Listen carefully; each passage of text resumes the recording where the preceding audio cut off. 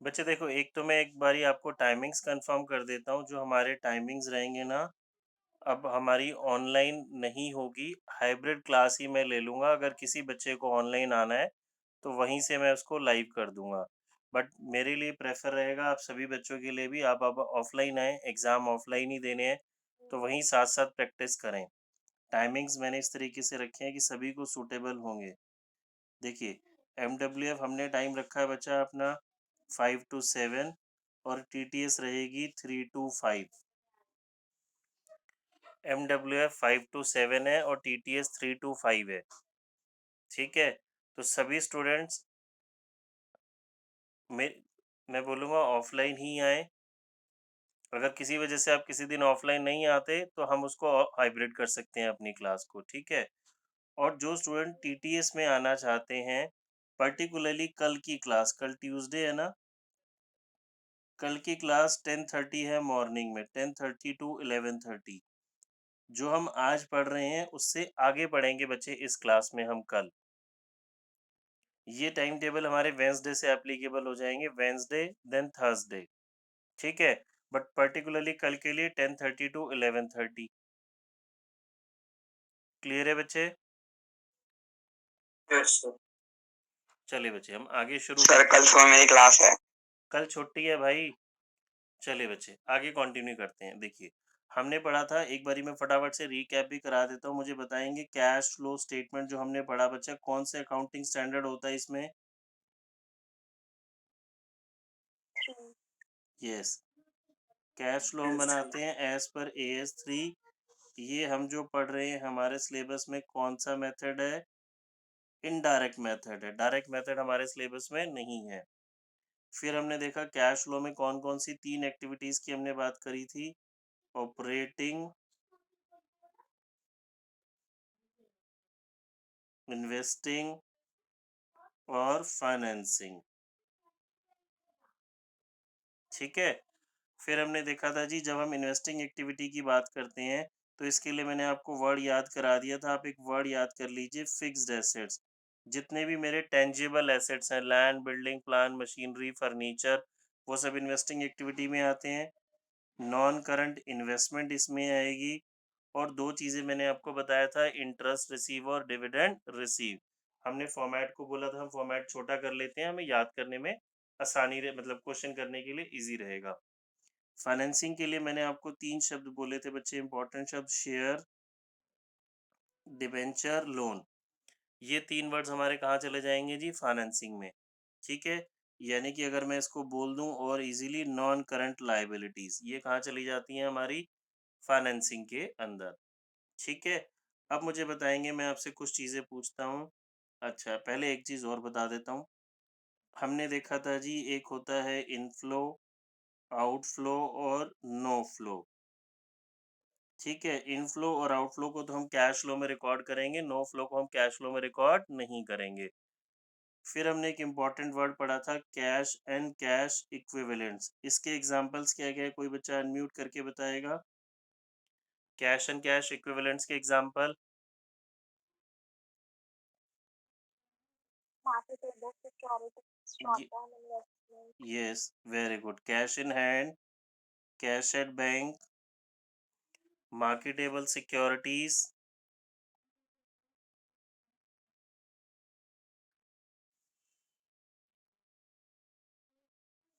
Cash in hand, cash at bank, marketable securities and short term investment.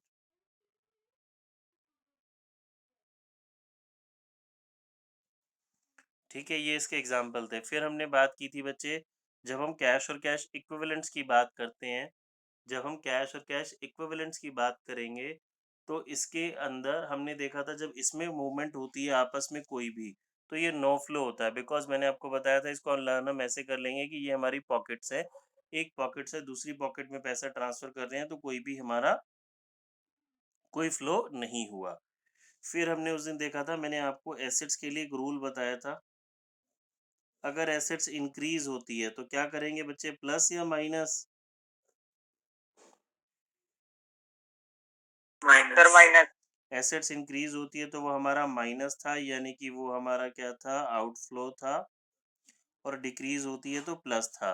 इसको याद करने के लिए हमने रूल बोला था, एसेट्स का रूल जो था वो इनवर्स हो गया हमारा, और लायबिलिटीज का रूल जो था वो डायरेक्टली प्रोपोर्शनेट हो गया, या आप डायरेक्ट रिलेशनशिप बोल दीजिए। लायबिलिटीज इंक्रीज हो रही हैं तो हमने उसको प्लस करना था, और लायबिलिटी डिक्रीज हो रही है तो हमने उसको माइनस करना था। ठीक है, ये हमने सारा लास्ट टाइम पढ़ा था। फिर एक दो चीज़ और रिवाइज कराता हूँ।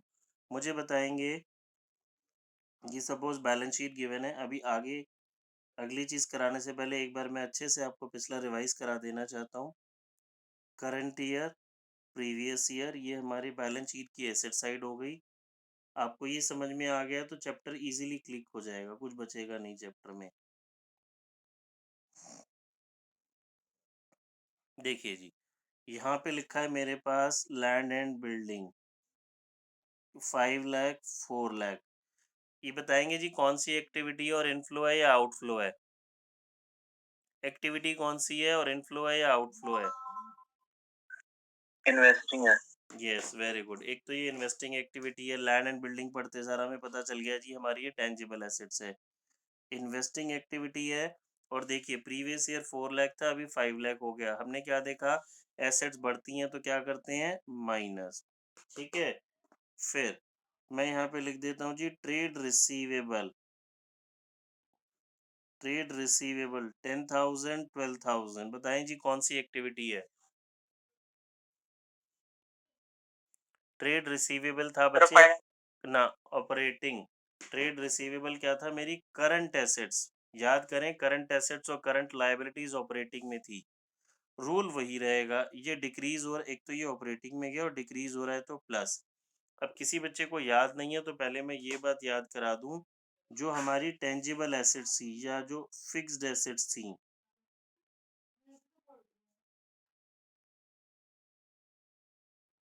ये हमने इन्वेस्टिंग में लिखी थी। जो नॉन करंट लायबिलिटीज थी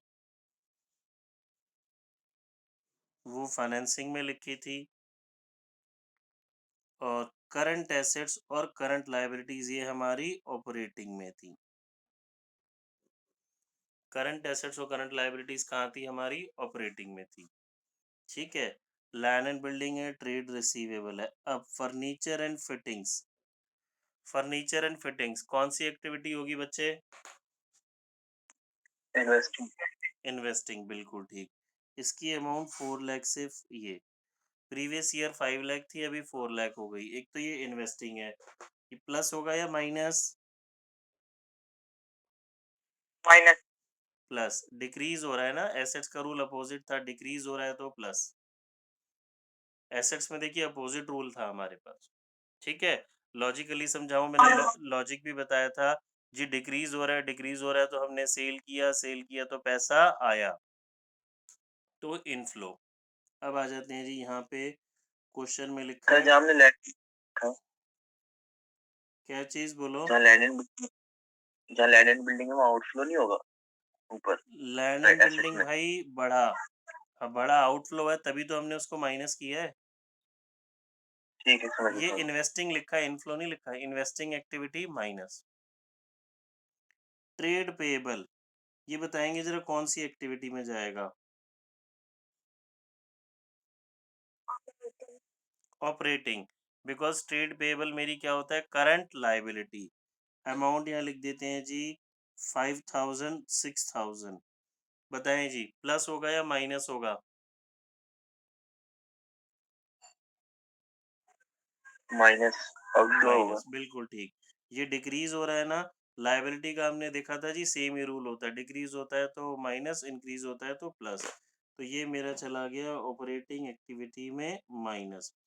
आउटस्टैंडिंग रेंट, ये कहाँ जाएगा? आउटफ्लो होगा ये भी, और ये उसमें शायद ये ऑपरेटिंग। उसमें जाएगा। ऑपरेटिंग में आउटस्टैंडिंग शायद। जो है हमारा रेंट करंट लायबिलिटीज होता है, ऑपरेटिंग ही है, और ये इंक्रीज हो रहा है भाई, इंक्रीज हो रहा है तो प्लस। लायबिलिटी बढ़ती है तो प्लस। ठीक है, फिर आ जाते हैं हम लोन।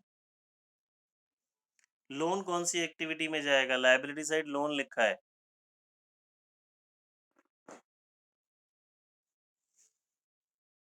फाइनेंसिंग। यस, ये हो गया फाइनेंसिंग, और लोन की अमाउंट हम यहाँ कर देते हैं जी 1,50,000 और 2 लाख। तो लाइबिलिटी डिक्रीज हो गई तो क्या होती है माइनस, ये फाइनेंसिंग में माइनस हो जाएगा। ठीक है, देखिए बच्चे, हमने लास्ट क्लास का सारा रिवाइज कर लिया, किसी बच्चे को कोई डाउट है तो पूछ लो। Stable liability. एक बारी मैं आपको ऑपरेटिंग का फॉर्मेट दोबारा समझा देता हूँ, फिर हम क्वेश्चन करने शुरू करेंगे। देखिए बच्चे, ऑपरेटिंग के फॉर्मेट में सबसे पहले नेट प्रॉफिट बिफोर टैक्स हमें लिखना है। ये कैसे आएगा मैं भी बताता हूँ। फिर हमने लिखा था add non cash and non operating expenses. वो एक्सपेंसेस जो नॉन कैश है नॉन ऑपरेटिंग है, इसमें हमें प्लस करने हैं। बेसिकली हमने क्या देखा था, सारे लॉसेस आप प्लस कर दो। Depreciation, interest paid, loss on sale of fixed assets, intangible assets return of goodwill, patent, trademark, ये हमारे इनटेंजिबल एसेट्स हैं, वो इसमें डिक्रीज होते हुए प्लस होंगे। Fictitious assets like preliminary expense, share issue expense, underwriting, ये सारे क्या करने हैं इसमें मुझे प्लस। लेस क्या करना है, इनकम, इसके लिए मैंने आपको वर्ड याद करा दिया था, drip, dividend receive, rent receive, interest receive and profit on sale, ये सब हमने माइनस करा। जो प्लस माइनस करके आया उसे हमने बोल दिया operating profit before working capital changes. Working capital सुनते सर आपको क्लिक कर जाना चाहिए जी सीए और सीएल। रूल वही रहेगा जो हमारा करंट एसेट्स और करंट लायबिलिटीज का था। जो आया उसे हमने कैश जनरेटेड फ्रॉम ऑपरेशंस बोल दिया, टैक्स पेड माइनस, और मेरा ऑपरेटिंग का आंसर आ जाएगा। ये दोनों इन्वेस्टिंग और फाइनेंसिंग हम ऑलरेडी कर चुके थे। आज हम इसके क्वेश्चंस करेंगे, पर्टिकुलरली इसको अच्छे से हमें सीखना है। ठीक है, अब मैं आपको कुछ कुछ चीजें और बताता हूँ, ध्यान से देखेंगे। देखिए, सबसे पहले हम बात करेंगे जी ये एनपीबीटी कैसे कैलकुलेट होगा। सभी स्टूडेंट्स लिख लेंगे साथ साथ, एनपीबीटी कैसे कैलकुलेट होगा। बच्चे, एनपीबीटी कैलकुलेट करने के लिए मुझे सबसे पहले तो चाहिए जी सरप्लस प्रॉफिट। ये मेरे पास क्वेश्चन में होगा सरप्लस की अमाउंट। इसमें याद रखना है हमें चार चीजें प्लस करनी है। हमें प्लस करना है इसमें इंटरिम डिविडेंड,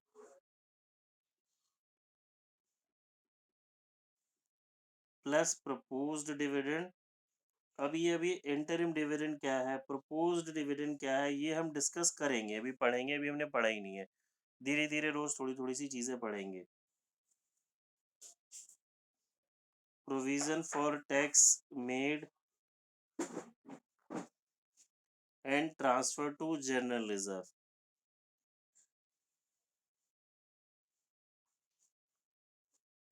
तो ये जो मेरे पास आ जाएगा, ये क्या आ जाएगा, NPBT, net profit before tax.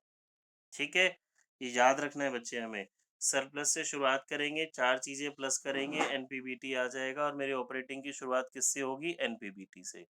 अब जरूरी नहीं है मुझे क्वेश्चन में चारों चीजें गिवन होगी, जो गिवन होगी वो हम लिख लेंगे, जो नहीं होगी वो नहीं लिखेंगे। नोट करें इसे, फिर मैं आगे कराता हूँ। चलिए देखो बच्चे, अब हम और चीजें समझते हैं। अब देखो, कुछ मैं आगे क्वेश्चन कराने से पहले कुछ आपको और इंटरेस्टिंग चीजें करा रहा हूँ। हमने इंटरेस्ट पेड अपने फॉर्मेट में देखेंगे सभी बच्चे, आपने इंटरेस्ट पेड ऑपरेटिंग में प्लस किया है और फाइनेंसिंग में माइनस किया हुआ है। ठीक है, देखिए, ये रहा फाइनेंसिंग में हमने यहाँ पे इंटरेस्ट पेड माइनस किया है, और यहाँ ऑपरेटिंग में प्लस किया है। ठीक है, बट मुझसे अगर एग्जाम में थ्योरी में पूछ ले जी इंटरेस्ट पेड कौन सी एक्टिविटी है, तो हमारी ये कौन सी एक्टिविटी होती है बच्चे, फाइनेंसिंग एक्टिविटी, ये याद रखेंगे। इंटरेस्ट देना कौन सी एक्टिविटी है, फाइनेंसिंग, मैंने फर्स्ट क्लास में ही आपको समझाया था।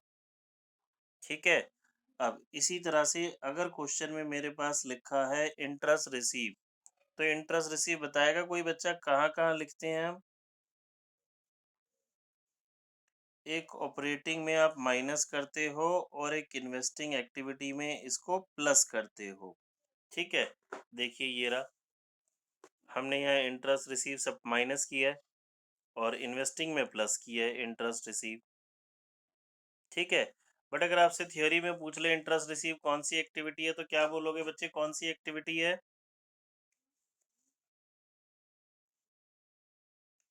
इन्वेस्टिंग एक्टिविटी है।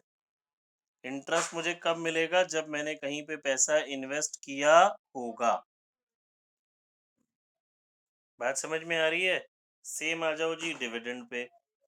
डिविडेंड पेड,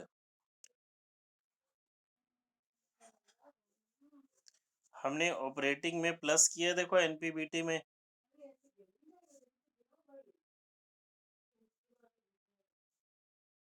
और फाइनेंसिंग में माइनस किया है। देखिए ये रहा, फाइनेंसिंग में हमने माइनस किया है डिविडेंड, और ऑपरेटिंग में मैंने अभी लिखवाया एनपीबीटी के अंदर हम प्लस करेंगे वाइल कैलकुलेटिंग एनपीबीटी। बट आपसे एक्टिविटी पूछ ले तो कौन सी एक्टिविटी होगी बच्चे? ये फाइनेंसिंग। ठीक है, याद रहेंगी बच्चे ये बातें? ये नोट करो, फिर मैं आगे कराता हूँ, फिर मैं क्वेश्चंस करके दिखाता हूँ आपको। देखिए क्वेश्चन नंबर 12 पेज नंबर 5.96, सभी बच्चों को मिल गया?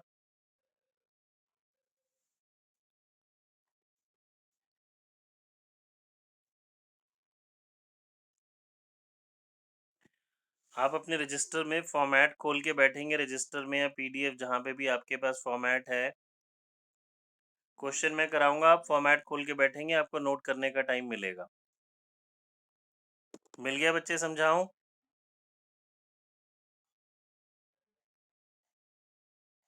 Yes sir. ठीक है, देखिए जी, इसको हम शुरुआत करते हैं। हमें क्या कैलकुलेट करना है? Cash flow from operating activities. सबसे पहले बच्चे देखो, मेरे पास सरप्लस है, balance in statement of profit and loss. ये मेरा है जी लास्ट ईयर 2020 और 2021। मुझे ना प्रीवियस ईयर से करंट ईयर पढ़ना है। लास्ट ईयर मेरा प्रॉफिट था 60,000, अभी मेरा प्रॉफिट कितना हो गया है? 80,000। तो प्रॉफिट बढ़ गया ना? कितना प्रॉफिट हुआ मुझे? 20,000। अब जब मैं ऑपरेटिंग बनाऊंगा तो मुझे सबसे पहले क्या चाहिए? एनपीबीटी। एनपीबीटी में हमने क्या लिखा था? Surplus plus transfer to general reserve plus proposed dividend plus interim dividend provision for tax made. देखिए ये भी मैंने आपको लिख के दिखाया था। क्या इस क्वेश्चन में इन चारों में से कुछ है? कुछ भी नहीं है। तो जो सरप्लस है ना बच्चे, वही मेरा क्या आ जाएगा? एनपीबीटी, क्योंकि कुछ है ही नहीं इन चारों में से। ठीक है, आपने समझना है, आपको मैं पूरा करके दिखाऊंगा, नोट करने के लिए टाइम मिलेगा। तो मेरा 20,000 क्या हो गया? एनपीबीटी। देन आ जाते हैं जी ट्रेड रिसीवेबल। ट्रेड रिसीवेबल होता है करंट एसेट्स। क्या करंट एसेट्स ऑपरेटिंग में जाती है? यस, अभी हमने समझा, करंट एसेट्स और करंट लायबिलिटीज ऑपरेटिंग में जाएंगी। अब इसमें हमारा रूल लग जाएगा, वो भी हम करते टाइम देखेंगे। प्रोविजन फॉर डेप्रिसिएशन, क्या ये ऑपरेटिंग में जाएगा बच्चों? बताओ। डेप्रिसिएशन, यस ऑपरेटिंग में यस जाएगा। सर। देखिए डेप्रिसिएशन 30,000 से 40,000 हो गया, तो लॉसेस जो हमने पढ़े थे, ये नॉन कैश एक्सपेंस होता है, डेप्रिसिएशन हमारा प्लस होगा।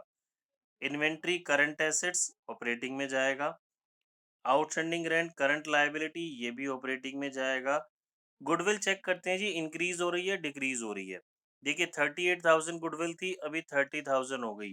तो फॉर्मेट में हमने लिखा था ना, इनटेंजिबल एसेट्स रिटर्न ऑफ। तो गुडविल अमोर्टाइज हो रही है, डिक्रीज हो रही है, तो ये हमारी गुडविल ऑपरेटिंग में क्या हो जाएगी जी? Plus. Prepaid insurance current assets है, ये भी हमारी ऑपरेटिंग में जाएगी। ट्रेड पेएबल यानी कि करंट लायबिलिटी, ये भी ऑपरेटिंग में जाएगा। ठीक है, चलिए मैं आपको करके दिखा रहा हूँ, आप मुझे फिगर्स बताएंगे कहाँ पे कौन सी फिगर आएगी, कितनी।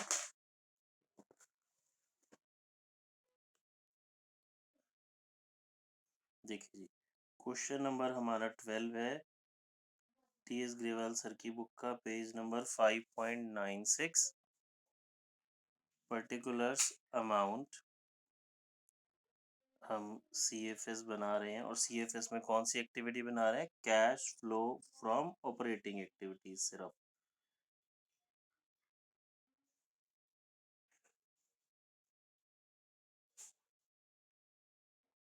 ठीक है जी, सबसे पहले बच्चे देखिए, आपने समझना है हमें क्या लिखना था? एनपीबीटी। एनपीबीटी हमने देखा जी सरप्लस था अभी 20,000, अपनी बुक में से फिगर्स देखते जाएंगे। ठीक है, फिर इसके बाद हमारी क्या हेडिंग थी बच्चे? हमने क्या करना था? Non cash and non operating expenses को प्लस करना था। नॉन कैश या नॉन ऑपरेटिंग एक्सपेंसेस को प्लस करना है। अब ये नॉन कैश या नॉन ऑपरेटिंग खर्चे कौन से होते हैं? देखिए, क्या इस क्वेश्चन में कोई नॉन कैश या नॉन ऑपरेटिंग एक्सपेंस है? हाँ जी, क्या कोई non cash non operating expense है? यस। अपने फॉर्मेट में देखो बच्चे, एक हमारे पास क्या है, डेप्रिसिएशन। डेप्रिसिएशन 10,000 और गुडविल रिटर्न ऑफ, या गुडविल अमोर्टाइज। गुडविल अमोर्टाइज कितनी है हमारी? 8,000। 18,000 आ गए बच्चे। फिर हमने लिखा था लेस कोई इनकम अगर है तो। क्या हमारे क्वेश्चन में कोई इनकम है? रेंट रिसीव, कमी, इंटरेस्ट रिसीव नहीं है।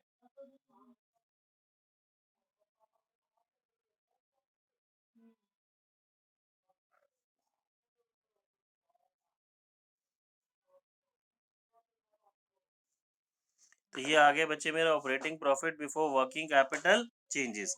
अब जैसे ही हमने वर्किंग कैपिटल की बात करी, तो हमने क्या करना था, करंट एसेट्स और करंट लायबिलिटीज। ठीक है, यहाँ रूल लिख देते हैं हमने। रूल क्या पढ़ा था जी? एसेट्स डिक्रीज होंगे तो प्लस,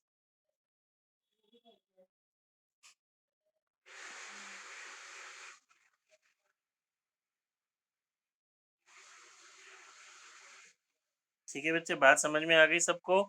अब देखिए जी, पहला हमारे पास लिखा है बुक में ट्रेड रिसीवेबल। करंट एसेट्स है, डिक्रीज हो रहा है, तो एसेट्स का रूल तो अपोजिट था ना।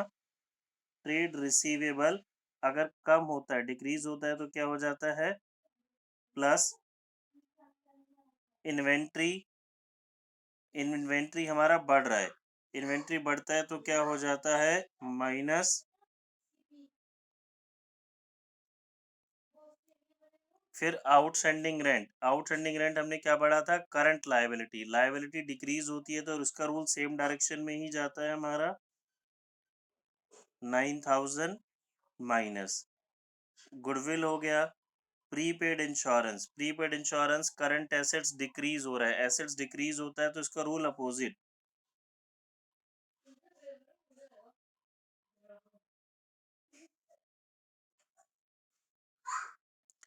Trade payable, trade payable current liability, liability decrease होती है तो रूल सेम। ठीक है बच्चे, देखिए ये 7,000 आ गया मेरा प्लस का, और ये इन्वेंट्री 20 था। ये हो गया 15, 35,000 माइनस का। इतनी बात सभी को समझ में आ रही है बच्चे? देखिए, अब 38 प्लस 7 माइनस 35। अब अपने फॉर्मेट में हम देखेंगे तो जो आता है उसको हमने बोला था cash generated from operations, but मेरे पास टैक्स नहीं है, उसके बाद टैक्स पेड था ना, तो ये जो मेरा आंसर आ रहा है ये पॉजिटिव आ गया, ये ऑपरेटिंग का आंसर ही हो जाएगा। इसको हम क्या बोलेंगे? पॉजिटिव आया तो cash flow from operating activity, cash flow from operating activities. ठीक है, देखो इतनी बात सभी को समझ में आई? किसी को डाउट है तो पूछो। क्वेश्चन नंबर 14 बच्चे खुद कोशिश करेंगे। देखिए मैंने समझा दिया, दोबारा एक बारी बता देता हूँ। Profit for the year 7 lakh, यानी कि मेरा सरप्लस हो गया। डेप्रिसिएशन ऑपरेटिंग में प्लस, गुडविल अमोर्टाइज्ड ऑपरेटिंग में प्लस होता है हमारा, non cash and non operating expenses की हेडिंग में। गेन ऑन सेल ये माइनस होगा। Appropriation of profit toward general reserve, ये यानी कि जनरल रिजर्व में ट्रांसफर हुआ, तो ये एनपीबीटी जब हम कैलकुलेट करेंगे तो इस सरप्लस में क्या हो जाएगा? प्लस। ठीक है, following is the position of current assets और करंट लायबिलिटीज है ये मेरे पास। ये क्लोजिंग बैलेंस, ओपनिंग बैलेंस।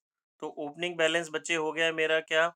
ये लास्ट ईयर का हो गया और ये करंट ईयर का हो गया। ये सारी करंट एसेट्स और करंट लायबिलिटीज हैं, ये भी सब ऑपरेटिंग में जाता ही है हमारे पास।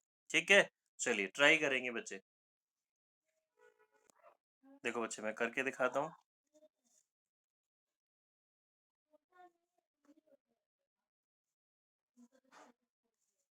पर्टिकुलर्स अमाउंट हम क्या बना रहे हैं जी? Operating.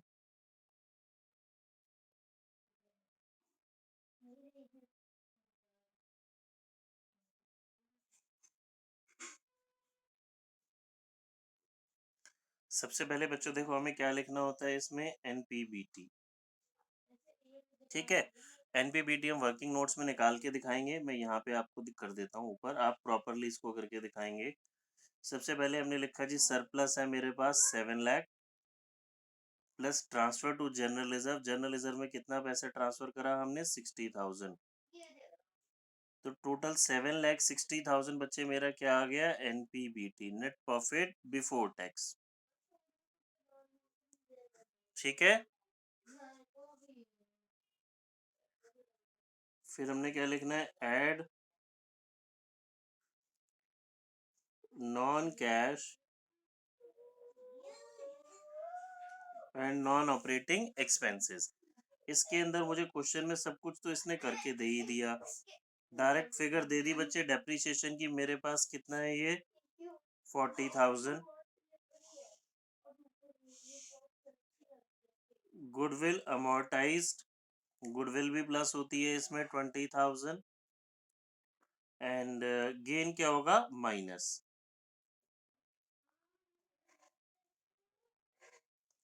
Gain on sale of land. ये 90,000 क्या हो जाएगा बच्चे हमारा माइनस। अब जो इनको प्लस माइनस करके आएगा उसको हमने क्या बोला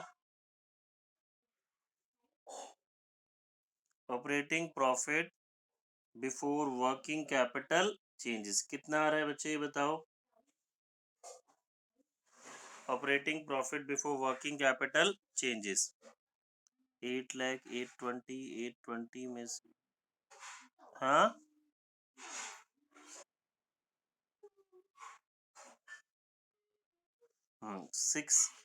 7,30,000।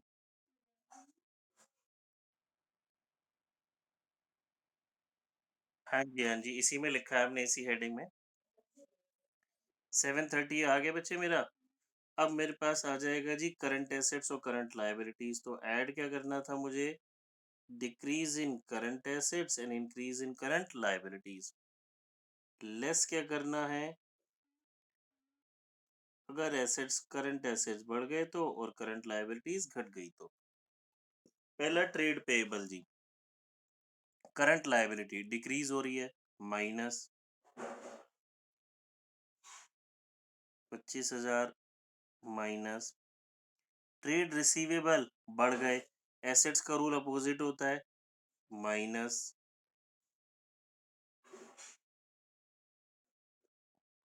प्रीपेड एक्सपेंस करंट एसेट्स होता है डिक्रीज हो गया, एसेट्स का रूल अपोजिट होता है डिक्रीज हो गया तो प्लस।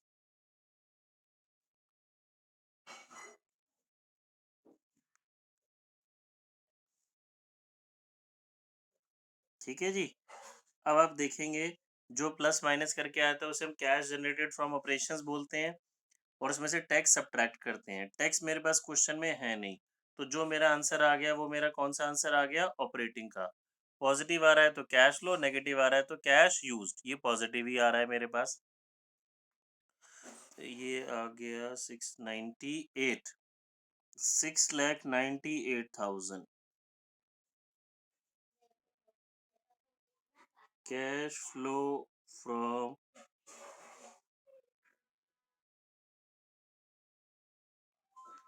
Operating activity. देखो बच्चे किसी को कोई डाउट है तो पूछेंगे। देखिए क्या कहता है, Charles limited earn a profit of ₹1 lakh after charging depreciation of 20,000 on assets and transfer to general reserve 30,000। इसमें आपको दो दो फिगर ओपनिंग क्लोजिंग देने की जगह डायरेक्ट फिगर दे दी तो मेरा काम इजी हो गया। ये मेरा हो गया सरप्लस। अब एनपीबीटी कैसे आएगा, सरप्लस में transfer to general reserve plus करेंगे तो एनपीबीटी आ गया 1,30,000। डेप्रीशिएशन हम प्लस करेंगे, non cash and non operating expenses की हेडिंग के अंदर 20,000, गुडविल अमोर्टाइज 7,000 प्लस होगा, gain on sale of machinery 3,000 minus होगा। सेम जस्ट हमारा यही वाला क्वेश्चन हो गया, फिगर्स ही चेंज है, बाकी सब कुछ तो सेम ही है। देखिए यहाँ पे हम पहुंच जाएंगे operating profit before working capital changes में, फिगर्स डिफरेंट है बाकी सब सेम ही है। फिर इसने क्या बोला, हमारा अदर इंफॉर्मेशन में क्या है, trade receivable increase, current assets मेरी इंक्रीज होती है तो क्या करते हैं minus, trade payable increase, current liability increase होती है तो क्या करते हैं प्लस, क्योंकि लायबिलिटी का रूल हमने पढ़ा था सेम डायरेक्शन में जा रहा है। Prepaid expenses increase, current assets increase, तो क्या करेंगे minus. Outstanding expense decrease, current liability decrease होती है तो क्या करते हैं प्लस। ठीक है बच्चे, जल्दी से करेंगे, जल्दी करेंगे, कोई डाउट होगा तो पूछेंगे। देखो शायद मैं गलत बोल गया, करंट लायबिलिटी डिक्रीज होगी तो माइनस, लायबिलिटी का रूल सेम डायरेक्शन में जाता है। लायबिलिटी डिक्रीज तो माइनस, एसेट्स इंक्रीज तो ये भी minus, trade payable increase, liability increase तो प्लस, और ट्रेड रिसीवेबल इंक्रीज यानी कि एसेट्स इंक्रीज तो माइनस। ठीक है बच्चे, एसेट्स का रूल देखा था हमने अपोजिट डायरेक्शन, लायबिलिटीज का रूल सेम डायरेक्शन।